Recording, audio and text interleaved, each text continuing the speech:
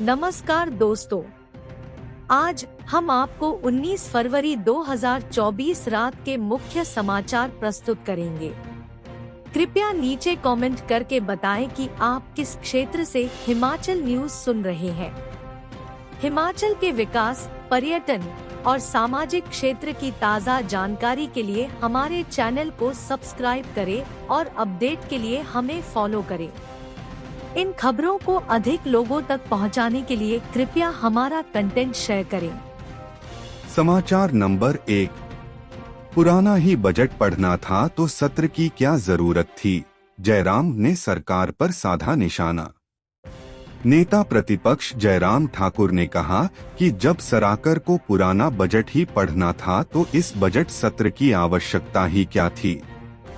यह दुखद है कि मुख्यमंत्री झूठ बोलने की परिपाटी को सरकार में भी जारी रखना चाहते हैं। बजट में उम्मीद थी कि सरकार अपनी गारंटियों पर भी विचार करेगी, पूर्व बजट में घोषित नौकरियों की बात करेगी, लेकिन इनका जिक्र तक नहीं आया। 22,40,000 से ज्यादा महिलाएं आज तक अपनी 1,500 रुपए का हक मांग रही हैं। इस बजट में आम आदमी की उम्मीदों को तो छोड़ दीजिए, सरकार में मंत्री रहे बड़े बड़े नेताओं की मांगों और सुझावों को भी अनदेखा किया गया। आज हिमाचल में चाहे लोगों के पीठ का बोझ उतारना हो या पर्यटकों को प्रदेश में लाना, इसके लिए सड़कों की आवश्यकता होती है। इस बजट में सड़कों के निर्माण और रखरखाव का भी ध्यान नहीं रखा गया। क्या इसी तरह के बजट से हिमाचल को सशक्त बनाया जा सकता है? इस बजट में न दिशा है और न ही दूरदर्शिता। सरकार ने 10 विजन की बात की है, लेकिन उसके लिए बजट और प्लान का जिक्र तक नहीं है। सरकार को इस बात का ध्यान रखना चाहिए कि बजट सरकार की साख होती है, जुबानी जमा खर्च नहीं।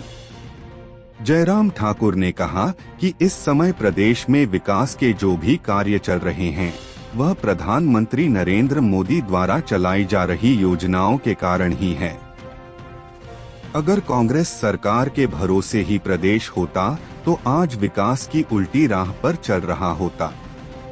इसके बाद भी सरकार केंद्र सरकार के लिए धन्यवाद का एक शब्द नहीं कहती है। इस सरकार के आने के बाद से ठेकेदारों के बिलों का भुगतान तक नहीं किया गया। लोन की किश्तें न चुकाने के कारण कई ठेकेदारों की मशीनें तक नीलाम हो गई। सरकार में बैठे लोग कहते हैं कि कांग्रेस में आ जाओ और कमीशन दे, पेमेंट निकलवा दूंगा। आज तक प्रदेश में इस तरह के काम नहीं हुए थे। क्या कमीशन दो और पेमेंट लो ही व्यवस्था परिवर्तन है? बजट की बात करें तो विकास के मुख्य निर्माण कार्य, निवेश एवं सहायता अनुदान, कैपिटल एसेट के मदों के अंतर्गत खर्च वित्तीय वर्ष 2022 से 23 के 5,310 करोड़ से घटाकर 2023 से 24 में 4,726 करोड़ कर दिया। इसी प्रकार निवेश में खर्च 423 से कम करके 228 करोड़ कर दिया। Grant in aid for capital assets अंतर्गत होने वाले व्यय 1,376 करोड़ से कम करके 779 करोड़ ही रह गया है। इसी प्रकार मटेरियल सप्लाई में होने वाले खर्च को 466 करोड़ से कम करके 428 करोड़ और मशीनरी और इक्विपमेंट में मद में होने वाले 216 करोड़ के बजट को मात्र 90 करोड़ ही रह गए हैं। सुक्खू सरकार ने 2023 से 24 में 5,506 करोड़ और वित्तीय वर्ष 2024 से 25 में 5,507 करोड़ रुपए ही लोन रिपेमेंट के लिए रखे गए हैं। हमने 10,640 करोड़ रुपए का बजट लोन रिपेमेंट लिए रख गया है। एक्साइज पॉलिसी के नाम पर भी बोला झूठ। जयराम ठाकुर ने कहा कि सरकार ने नई शराब पॉलिसी लाई और 40% के लाभ की बात की गई थी। अब तो आंकड़े भी आ गए हैं। सरकार के आंकड़ों से यह साफ हो गया है कि सरकार ने झूठ बोला और एक्साइज को लाभ के बजाय नुकसान पहुंचाया। इस सरकार ने इस पॉलिसी के जरिए कुछ ठेकेदारों को ही लाभ पहुंचाया है। इस वित्तीय वर्ष में ठेकेदारों द्वारा शराब की लिफ्टिंग भी घटी है। सरकार किसी भी विभाग को सुचारू रूप से चलाने में नाकाम है। समाचार नंबर 2। 50 किलोमीटर प्रति घंटा की रफ्तार से चलेंगी हवाएं, अगले 24 घंटों में आखिर क्या होने वाला है? हिमाचल के ऊंचाई वाले इलाकों में रविवार रात से हिमपात जारी है, जिससे विभिन्न इलाकों में हल्की हवाएं चल रही है। राज्य के अन्य हिस्सों में आंशिक रूप से बादल छाए हुए हैं। शिमला मौसम कार्यालय ने कुकमसेरी, लाहौल स्पीति जिले 50 सेंटीमीटर, केलंग 15 सेंटीमीटर और किन्नौर के कल्पा 1.5 सेंटीमीटर में महत्वपूर्ण बर्फबारी की रिपोर्ट दी है। इसके अलावा चंबा के भरमौर में 11 मिमी बारिश हुई, जबकि मनाली में 9 मिमी, डलहौजी में 5 सेमी और चंबा में 4.5 मिमी बारिश हुई। पालमपुर, कांगड़ा, रिकांगपिओ, किन्नौर और भुंतर, कुल्लू में हल्की बारिश हुई। पूरे राज्य में न्यूनतम तापमान सामान्य से थोड़ा ऊपर है। कुकमसेरी 0 से 0.5 डिग्री नीचे, कल्पा 0.5 डिग्री, मनाली और डलहौजी 2.8 डिग्री और शिमला 7.2 डिग्री सामान्य से 3.8 डिग्री ऊपर है। हवाई अड्डों पर भुंतर में तापमान 6.5 डिग्री और जुब्बड़हट्टी में 9.4 डिग्री दर्ज किया गया। लाहौल स्पीति के कुकुमसेरी में 51 सेंटीमीटर हुआ है। राज्य के मध्यवर्ती और मैदानी क्षेत्रों में घनघोर बादल छाए हुए हैं। मौसम विभाग ने अगले 24 घंटों के दौरान राज्य में रेड अलर्ट जारी करते हुए अंधड़, ओलावृष्टि, बारिश और भारी बर्फबारी की आशंका जताई है। मैदानी और मध्य पर्वतीय इलाकों में 40 से 50 किलोमीटर प्रति रफ्तार की गति से तेज हवाएं चलने का अंदेशा है। कहीं कहीं आकाशीय बिजली और तेज ओलावृष्टि लोगों की मुश्किलें बढ़ा सकती है। ऐसे में यात्रा करने वालों को सावधान रहने की हिदायत दी गई है। तिब्बती आध्यात्मिक नेता दलाई लामा के निवास स्थान धर्मशाला और बिलासपुर में तापमान 11.2 डिग्री रहा, जबकि कांगड़ा में सबसे गर्म तापमान 13.8 डिग्री दर्ज किया गया। चंबा और ऊना में 9 डिग्री, मंडी में 9.8 डिग्री और नाहन में 10 डिग्री तापमान दर्ज किया गया। मौसम विज्ञान विभाग (IMD) ने राज्य के लिए रेड अलर्ट जारी किया है, क्योंकि 2 पश्चिमी विक्षोभ, एक चक्रवाती परिसंचरण और उत्तर पश्चिमी हिमालय क्षेत्र में प्रेरित जेट हवाएं अगले 24 घंटों में कई क्षेत्रों में बारिश या बर्फबारी ला सकती है। चेतावनी में भारी से बहुत भारी बारिश या बर्फबारी और ओलावृष्टि की संभावना भी शामिल है। इसके अतिरिक्त अगले 24 घंटों में राज्य के भीतर अलग अलग स्थानों पर गरज और बिजली के साथ 40 से 50 किमी प्रति घंटे की गति से तेज हवाएं चल सकती हैं। समाचार नंबर 3। लाहौल स्पीति में भारी हिमपात, 2 दिन तक बंद रहेंगे सभी शैक्षणिक संस्थान, आदेश जारी। हिमाचल के लाहौल स्पीति में पिछले 2 दिनों से हो रही भारी हिमपात को देखते हुए जिला प्रशासन ने आदेश जारी कर सभी शैक्षणिक संस्थानों को बंद रखने का निर्णय लिया है। इस संबंध में उपायुक्त राहुल कुमार ने आदेश भी जारी किया है। उन्होंने बताया कि जिला लाहौल स्पीति में पिछले 2 दिनों से हो रही भारी बर्फबारी को देखते हुए उपमंडल केलांग तथा उदयपुर के सभी शैक्षणिक संस्थानों को बंद रखने का निर्णय लिया गया है। उपायुक्त ने बताया कि जिला लाहौल स्पीति में रविवार से लगातार हिमपात हो रहा है, जिस कारण कई इलाकों में हिमखंड खिसकने का खतरा बना हुआ है। लिहाजा जिला प्रशासन ने जनहित में 20 तथा 21 फरवरी को सभी शैक्षणिक संस्थानों को बंद रखने का निर्णय लिया है। उपायुक्त ने कहा कि जिला लाहौल स्पीति में अभी तक 1 से 2 फुट तक बर्फ पड़ चुकी है तथा हिमपात लगातार जारी है। उन्होंने लोगों से अपील करते हुए कहा कि अनावश्यक यात्रा न करें। उन्होंने कहा कि घाटी में बिजली, पानी और यातायात व्यवस्था को सुचारू रखने के संबंधित विभागों को दिशा निर्देश जारी किए हैं। साथ ही सीमा सड़क संगठन के मेजर रवि शंकर ने बताया कि स्टिंगरी से तांदी 0 पॉइंट तक सड़क बहाल कर दिया गया है। समाचार नंबर 4। बिलासपुर में पकड़ी अब तक की सबसे बड़ी शराब की अवैध खेप, अंग्रेजी देशी दोनों ब्रांड शामिल। जिला पुलिस ने अवैध शराब की अब तक की सबसे बड़ी खेप पकड़ी है। पुलिस की ओर से नमहोल में अवैध शराब से भरे ट्रक को पकड़ा है, जिसमें 460 शराब की पेटियां बरामद की गई है। इसमें 100 पेटी अंग्रेजी शराब रॉयल स्टैग व 360 पेटी देशी शराब संतरा बरामद की गई है। पुलिस ने ट्रक चालक के खिलाफ मामला दर्ज कर लिया है। बताया जा रहा है कि पुलिस को अवैध शराब की सूचना मिली थी, जिसके चलते पुलिस द्वारा नमहोल में नाका लगाया हुआ था। दादला घाट की ओर से एक ट्रक आया और उसे चेकिंग के लिए रोका गया। जब पुलिस टीम ने इस ट्रक की चेकिंग ली तो अवैध शराब बरामद की गई। डीएसपी हेडक्वार्टर मदन धीमान ने बताया कि पुलिस ने मामला दर्ज कर आगामी कार्रवाई शुरू कर दी है।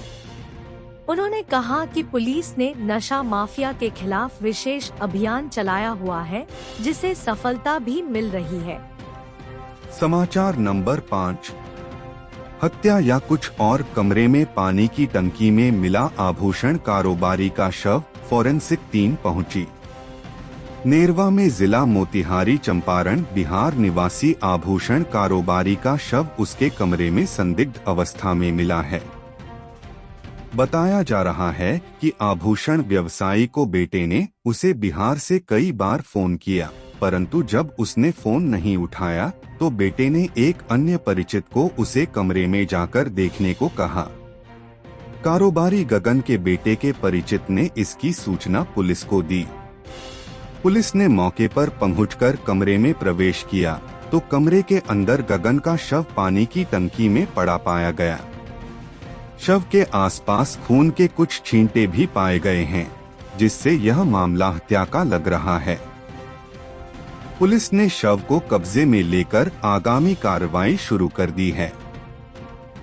एसडीपीओ चौपाल राजकुमार ने कहा कि फोरेंसिक टीम को मौके पर बुलाया गया है। प्रथम दृष्टया मामला संदिग्ध लग रहा है एवं पुलिस द्वारा मामले की गहनता से जांच की जा रही है। पोस्टमार्टम रिपोर्ट आने के बाद ही कुछ कहा जा सकता है। समाचार नंबर 6। 400 मीटर गहरी खाई में गिरी कार, 1 की मौत, 3 घायल। शिमला में मत्याना कंदरू सड़क पर हादसा। शिमला के ठियोग में रविवार देर रात एक तेज रफ्तार कार अनियंत्रित हो सड़क से नीचे खाई में गिर गई। दर्दनाक सड़क हादसे में एक व्यक्ति की मौके पर ही मौत हो गई, जबकि कार सवार 3 लोग गंभीर रूप से घायल हो गए। घायलों को ठियोग अस्पताल में प्राथमिक उपचार देने के बाद आईजीएमसी शिमला रेफर किया गया है।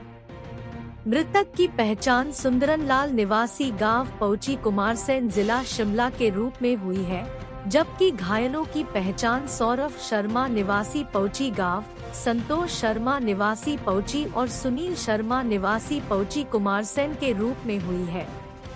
वहीं पुलिस ने मृतक के शव को कब्जे में लेकर पोस्टमार्टम के लिए भेज दिया है। जानकारी के अनुसार मत्याना कंदरू सड़क पर रविवार देर रात एक कार में सवार होकर 4 लोग कंदरू में एक भांजे के बेटे के उपनयन संस्कार कार्यक्रम में शामिल होने जा रहे थे। कार सवार चारों लोग कुमारसैन के पाउची गांव के निवासी हैं। मत्याना से करीब 2 किलोमीटर आगे निरोही बाबा मंदिर के समीप तीखे मोड़ पर उनकी कार अनियंत्रित होकर गहरी खाई में जा गिरी। बताया जा रहा है कि सड़क से कार करीब 400 मीटर नीचे खाई में गई। स्थानीय लोगों ने इसकी सूचना पुलिस को दी और घायलों के रेस्क्यू में जुट गए।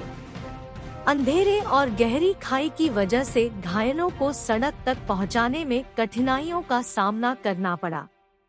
कुछ देर बाद पुलिस भी मौके पर पहुंच गई थी। ग्रामीणों ने कड़ी मशक्कत के बाद तीनों को ठियोग अस्पताल पहुंचाया। यहां से तीनों की गंभीर हालत देखते हुए शिमला रेफर किया गया। उधर डीएसपी ठियोग सिद्धार्थ शर्मा का कहना है कि पुलिस ने मौके पर पहुंचकर सड़क हादसे की आगामी कार्रवाई शुरू कर दी है। उन्होंने बताया कि पुलिस ने मृतक के शव को कब्जे में लेकर पोस्टमार्टम के लिए भेज दिया है। समाचार नंबर 7। केंद्र सरकार की मदद से दौड़ेगी लोक निर्माण विभाग की गाड़ी, बजट में दूसरे नंबर पर है पीडब्ल्यूडी। हिमाचल के बजट में पीडब्ल्यूडी का 90% हिस्सा केंद्र की योजनाओं पर केंद्रित है।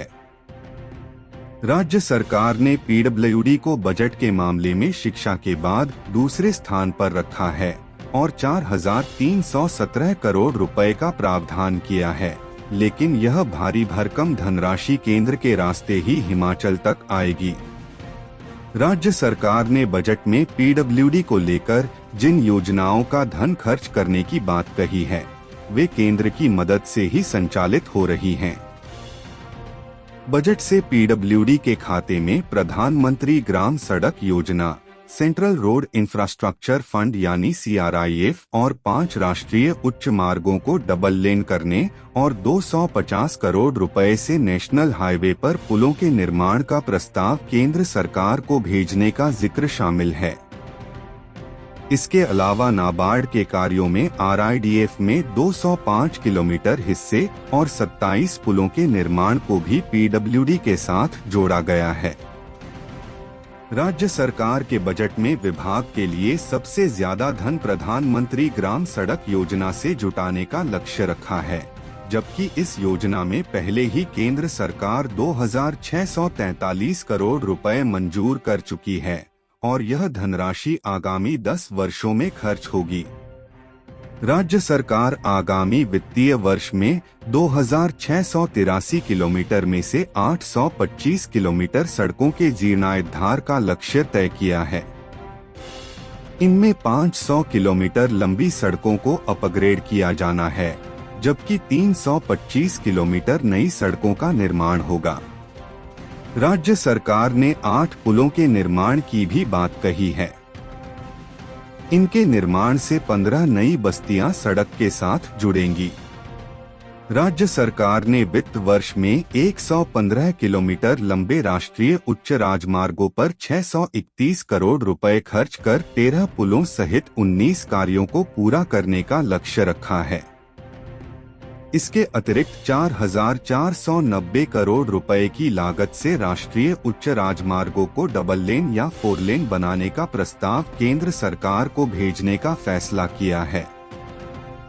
इनमें 500 करोड़ रुपए की लागत से सैंजलूहरियोट, 750 करोड़ रुपए की लागत से सैंजलूहरियोट राजमार्ग पर जलोड़ी पास सुरंग का निर्माण, 200 करोड़ रुपए की लागत से नगरोटा बगवां रानीताल, 300 करोड़ रुपए की लागत से चंबा भरमौर, 500 करोड़ रुपए की लागत से नाहन कुम्हारहट्टी, लगभग 250 करोड़ रुपए की लागत से विभिन्न राष्ट्रीय उच्च राजमार्गों पर पुलों का निर्माण, लगभग 2000 करोड़ रुपए की लागत से विभिन्न कार्य पूरे किए जाएंगे।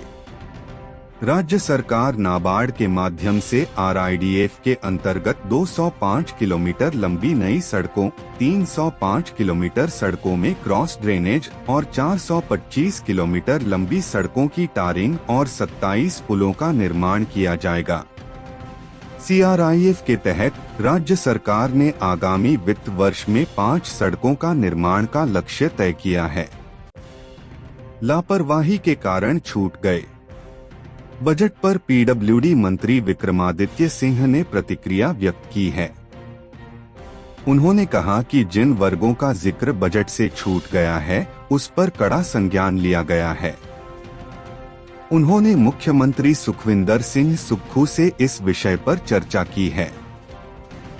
यह अफसरों की लापरवाही से हुआ है और इस पर सदन में जल्द ही स्थिति साफ की जाएगी। हम अपने राज्य के विकास में योगदान देने में गर्व महसूस करते हैं और हमें उम्मीद है कि आने वाले दिनों में हमें और भी अच्छी खबरें मिलेंगी। इन खबरों को अधिक लोगों तक पहुंचाने के लिए कृपया हमारा कंटेंट शेयर करें, हमारे चैनल को सब्सक्राइब करें और अपडेट के लिए हमें फॉलो करें। इसके अलावा बेझिझक अपने विचार कमेंट्स में शेयर करें। आपका सहयोग हमें और भी बेहतर काम करने में मदद करेगा। धन्यवाद।